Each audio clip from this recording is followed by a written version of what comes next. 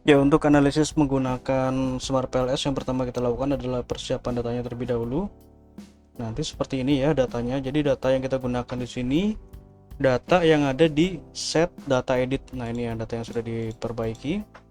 Nah, untuk selanjutnya nanti data ini kita rubah dulu formatnya ke dalam format CSV karena nanti format tersebut yang akan kita masukkan ke dalam aplikasi Smart PLS. Nah, untuk membuat file CSV-nya seperti ini ya. Jadi kita copy dulu ini. Nah, ini. Jadi yang di copy itu nama dari kuesionernya ini ya. Dan datanya seperti ini kita copy. Kemudian kita buat file baru.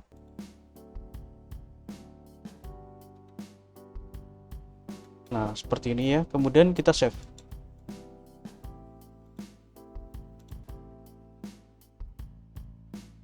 Nah, untuk nama bebas kita tulis saja seperti ini. Contoh CSV seperti itu. Kemudian yang terpenting ini ya. Save as type, kita klik, kita pilih ini CSV UTF 8. Nah, seperti ini ya. Kemudian kita save. Nah, karena saya sudah buat, nanti kita gunakan file CSV ini saja. Oke, setelah file CSV-nya terbentuk, kita buka aplikasi Smart PLS-nya. Di sini saya menggunakan Smart PLS versi 4. Jadi setelah aplikasinya dibuka, maka akan muncul tampilan seperti ini. Kita klik ini ya, klik new project, kemudian untuk nama bebas ya kita tulis saja contoh seperti itu. Lalu kita klik create. Nah, kemudian kita masukkan file CSV yang sudah kita save tadi. Klik ini ya, import data file. Nah, kita klik di sini ya, CSV. Nah, ini. Lalu kita klik open. Nah, sebelum kita masukkan datanya, akan muncul tampilan seperti ini. Nah, ini penting ya. Jadi di sini untuk Y-nya itu kan hanya ada dua nilai, yaitu 1 dan 0. Nah, ini masuk ke dalam kategori data binary. Nah, ini kita harus rubah dulu ke bentuk metrik. Caranya seperti ini. Nah, kita klik di sini nih, scale ya. Kita klik. Nah, untuk scale ini, nah kita pilih di sini metrik. Lalu apply. Nah, lalu klik import.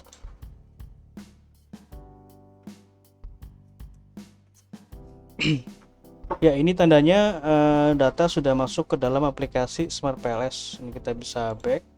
Kemudian kita klik ini ya, create model. Model type, kita pilih PLSM, kemudian model name ini kita tulis saja contoh. Lalu klik save. Nah, seperti ini ya. Kemudian selanjutnya adalah kita masukkan indikator ini ke dalam lembar kerja. Nah, kita memasukkannya harus sesuai dengan kelompok variabelnya ya. Karena di sini ada dua model yaitu second order, maka kita masukkan dulu yang first ordernya. Nah, kita lihat di sini. Nah, ini ya. Kita masukkan dulu yang first ordernya. X1.1 sampai dengan X1.3.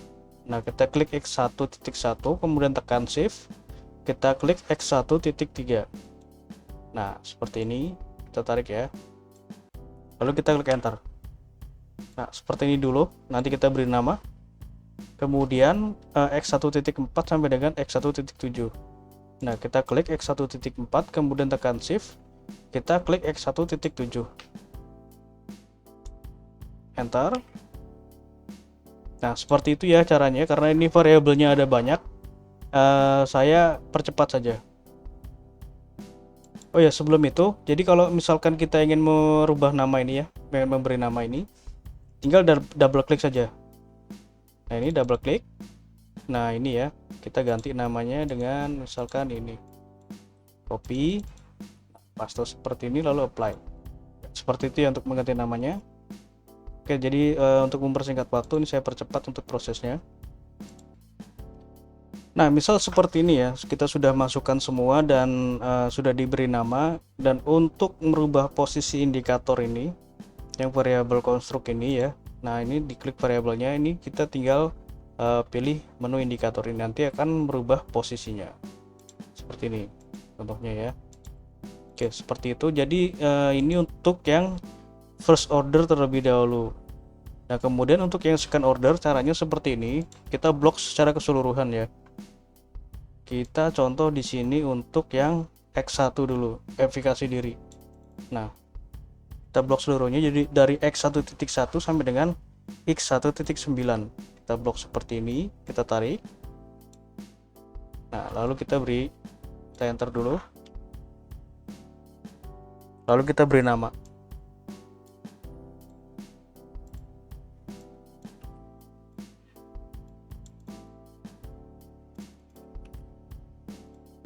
Ya, seperti ini ya. Kemudian kita bisa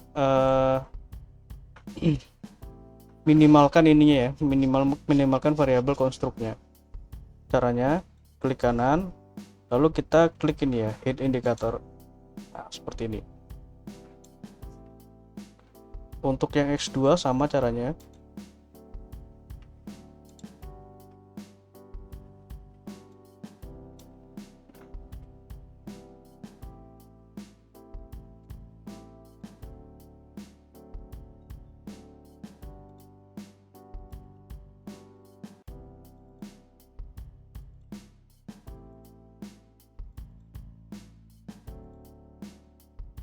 Klik kanan, hit indikator.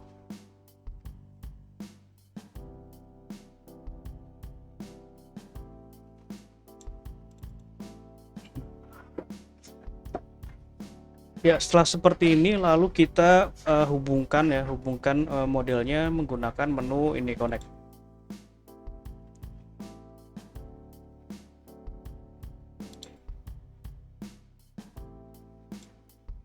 Kita tarik seperti ini.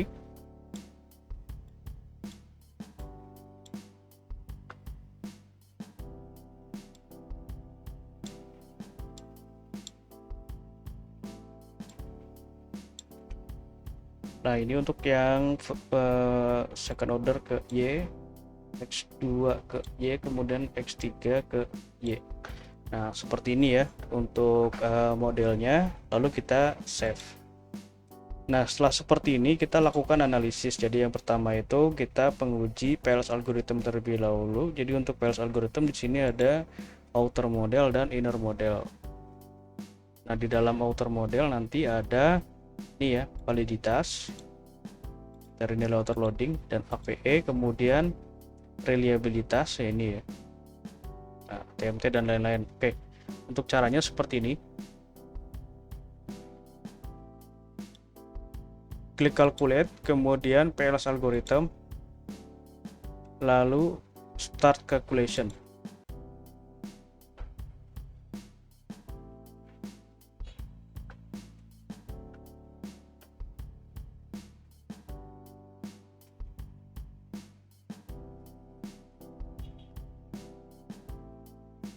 Nah, seperti ini ya hasilnya. Jadi sebelum kita lakukan interpretasi, jadi hasil ini bisa kita save. Jadi ada dua cara, yaitu kita bisa save di dalam aplikasi Smart PLS atau kita save di luar dari aplikasi Smart PLS. Nah, untuk save di dalam aplikasi Smart PLS caranya seperti ini. Klik save. Kemudian kita beri nama di sini PLS algorithm.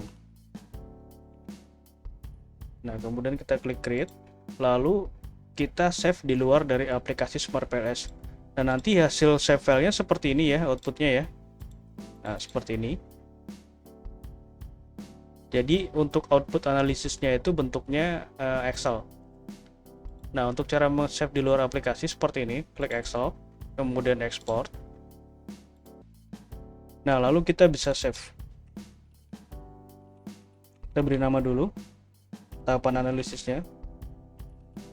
Nah, lalu kita bisa klik save seperti itu ya. Jadi kalau saya meng-save-nya seperti ini, dibuat per folder sesuai dengan tahapan pengujiannya. Dan untuk save file ini adalah save file dari keseluruhan hasil uji ini ya. Nanti bisa dilihat untuk cara meloadnya bagaimana.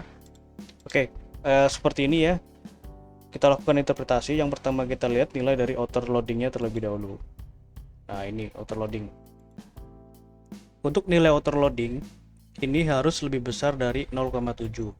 Nah, ini ya, 0,7 dikatakan valid. Nah, kalau yang tidak valid atau di bawah 0,7 maka akan berwarna merah seperti ini. Nah, Ini ada yang merah. Nah, ini ada yang merah ya. Ini dapat diabaikan karena ini merupakan variabel dari second order ya. Jadi yang kita utamakan di sini adalah yang first ordernya saja, karena yang second order sudah pasti nilainya itu akan merah. Ada yang hijau, cuma ini hasilnya berapapun dapat diabaikan. Nah, ini seperti ini ya. Nah, nanti interpretasinya dilihat seperti ini. Nah, kemudian di sini kita lihat juga nilai AVE. Jadi AVE ini untuk menguji validitas dari variabel laten. Saya jelaskan dulu. Nah, yang kuning ini adalah variabel konstruk ya.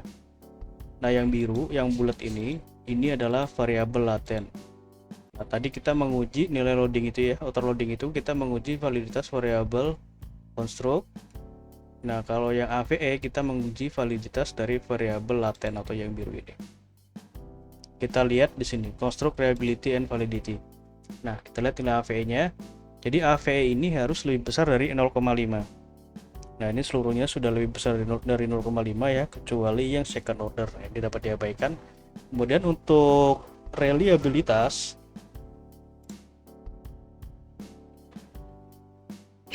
ini ya,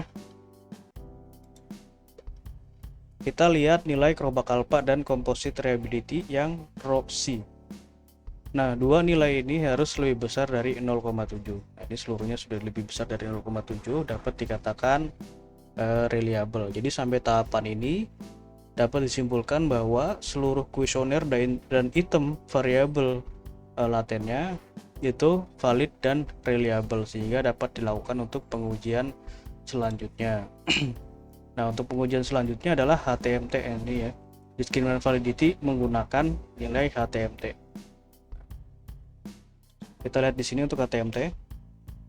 Discriminant validity kita pilih yang ini ya. Yang list. Nah, untuk HTMT ini nilainya harus lebih kecil dari 0,9. Nah, bisa dilihat di sini bahwa seluruh variabel ini ya, seluruh variabel dan jalurnya ini sudah lebih kecil dari 0,9. Maka ini dapat dipastikan tidak ada masalah pada discriminant validity-nya. Nah, selanjutnya adalah pengujian untuk inner model. Nah, yang pertama kita lihat di sini nilai dari fifth collinearity assessment. Kita lihat di sini. Nah, ini ya. Kita lihat di inner model matrix atau di inner model list. Nah, biasanya saya gunakan ini yang inner model list karena lebih mudah ya untuk dibaca. Nah, untuk fifth ini nilainya harus lebih kecil dari 5. Nah, ini seluruhnya sudah lebih kecil dari 5, maka di sini tidak terjadi masalah multicollinearitas ya. Selanjutnya adalah coefficient of determination atau R square atau R kuadrat. Nah, ini. Jadi R square ini menunjukkan besaran pengaruh variabel independen terhadap dependen secara bersama-sama. Untuk melihatnya di sini. Nah, ini R square, kita klik. Ini ya nilainya. Jadi kita fokus yang di Y-nya saja. Jadi X1, X2 ini kan second order ya. Ini tidak usah, jadi kita fokus ke yang Y-nya saja. Jadi nilainya di sini adalah 0,286. Nah, artinya adalah jadi variabel X1, X2 dan X3 itu mempengaruhi sebesar 28,6%, sedangkan sisanya 71,4% dipengaruhi oleh model lain di luar dari penelitian ini. Nah, selanjutnya di sini pengujian predictive relevance atau Q kuadrat. Nanti kita lakukan, kita lompat dulu ke F ya. Effect size atau F square. Nah, kita lihat di sini. Kita lihat di list. Nah, untuk F square, contoh ini ya, X1 terhadap Y. X1 terhadap Y. Nah, ini kita fokus yang di second ordernya saja ya. X1 terhadap Y, nilai F square-nya adalah 0,244. Nah, ini memiliki pengaruh yang dalam kategori sedang. Jadi F ini menunjukkan besaran pengaruh variabel independen terhadap dependent tapi secara individu. Nah kalau tadi itu kan secara bersama-sama ya untuk R ini ya. Nah F ini secara individu. Nah ini ya, X1 terhadap Y itu memiliki pengaruh yang sedang seperti itu. Dan ini dilihat kriterianya dari sini ya, sudah saya lampirkan. Oke seperti itu. Nah untuk pengujian Q kuadrat caranya seperti ini. Calculate, kita pilih menu Plain Bolding, lalu Start Calculation.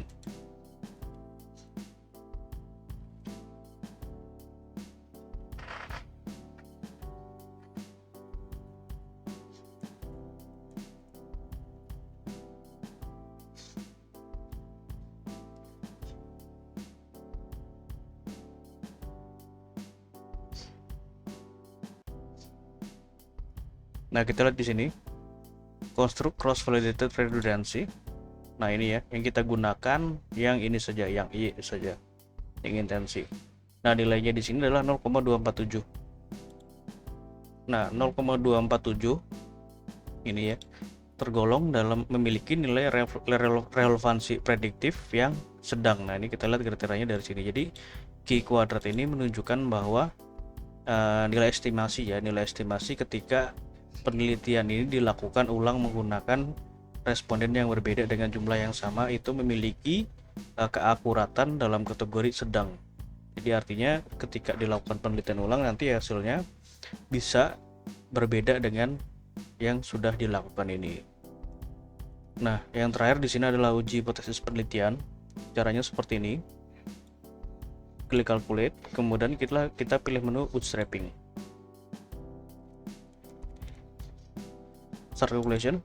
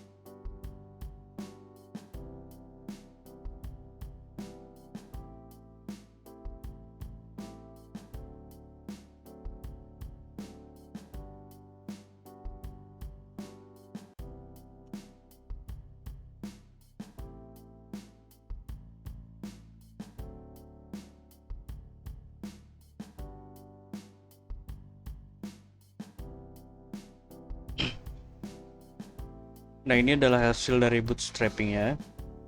Yang kita lihat di sini path coefficient. Nah path coefficient ini menunjukkan ini ya, pengaruh variabel independen terhadap dependent yang digunakan untuk uji hipotesis.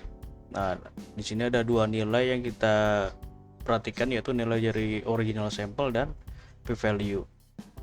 Nah di sini kan banyak ya hasilnya, ini kita fokus yang di second ordernya saja. Nah contoh ini X1 terhadap Y. Nah nilai original sampelnya 0,419. Nah ini positif ya, karena tidak ada tanda minusnya, artinya itu pengaruhnya itu positif. Kemudian untuk p-value nilainya itu harus lebih kecil dari 0,05 baru dikatakan signifikan. Jadi pengaruh X1 terhadap Y ini berpengaruh positif signifikan karena p-value nya lebih kecil dari 0,05. X3 terhadap Y berpengaruh positif signifikan, begitu seterusnya. Dan kalau untuk pengaruh tidak langsung atau pengaruh mediasi, kita lihat di sini specific indirect effect. Nah, seperti ini ya. Jadi jika dibutuhkan nanti tinggal diambil saja di sini, atau di sini juga sudah saya siapkan ya. Kalau misalkan nanti dibutuhkan tinggal di copy saja. Oke, sekian untuk analisisnya. Jika ada yang kurang jelas nanti bisa ditanyakan. Terima kasih.